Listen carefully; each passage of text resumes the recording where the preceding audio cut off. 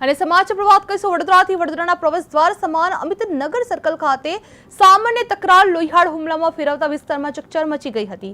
અમદાવાદ જવા માટે મુસાફરો બેસાડવા બાબતે હરીશ ગઢવી અને મહેશ સરદારજી વચ્ચે બોલાચાલી થતા 5 શખ્સોએ લોખંડના પાઇપ અને જીવલેણ હથિયારો વડે હુમલો કરવામાં આવ્યો હતો। આ ગંભીર રીતે ઇજાગ્રસ્ત હરીશ ગઢવીને તાત્કાલિક એસએસજી હોસ્પિટલ ખાતે ખસેડવામાં આવી રહ્યા હતા। તે હોસ્પિટલના બિછાનેથી હરીશે હરણી પોલીસ સ્ટેશન પર અગાઉ અરજી છતાં કાર્યવાહી ન કરવાના આક્ષેપ કરવામાં આવ્યા હતા। આ ઘટનાને પગલે વિસ્તારમાં પણ તણાવપૂર્ણ માહોલ સર્જાયો છે અને પોલીસ તપાસ પણ હાથ ધરવામાં આવી છે। જે અમિતનગર સર્કલ પર લોહિયાળો હુમલો જોવા મળ્યો છે, જે મુસાફરો મુદ્દે તકરાર હિંસક બની હતી, જેમાં યુવક પર 5 શખ્સો દ્વારા હુમલો કરવામાં આવ્યો હતો। જે ઇજાગ્રસ્ત યુવકને એસએસજી હોસ્પિટલ ખાતે ખસેડવામાં આવી રહ્યો છે, જ્યાં હરણી પોલીસ પર આક્ષેપો કરવામાં આવી રહ્યા છે। ગાડી ભરવા બાબતે કઈ ગાડી? અમિતનગર સારી ગાડી પર હતા કોની જોડે મદદ?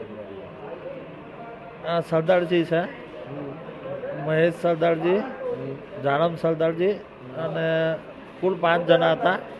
બીજાનું નામ મને નથી ખ્યાલ। પછી શું થયું? એ ત્રણેય બાપ દીકરો ગાડી જ ચલાવે છે। શાનાથી હુમલો કર્યો તમારે? લોખંડની પાઇપ ને કટાળ લઈને, કટાળ આવે ને એ લઈને દોડ્યો। પછી કેટલા લોકો હતા? ટોટલ 5 જણા। કેટલા વાગ્યાનો બનાવ? 10 વાગ્યા નહીં યાદ। શું નામ? બધા જોડે એવું કરે છે? બધા જોડે એવું કરે છે। દુશ્મની કરી મારી પહેલાં બી એ મારી જોડે માથાકૂટ કરેલી ને એવું કીધેલું અને જાનથી મારી નાખવાનું। તમે કમ્પ્લેન કરી પોલીસને? પહેલાં મેં અરજી આપી હતી। એનો નિકાલ આવ્યો?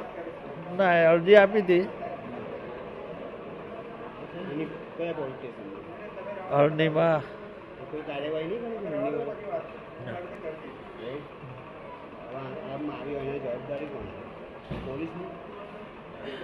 હા, તમને મારી હોય જવાબદારી કોણ?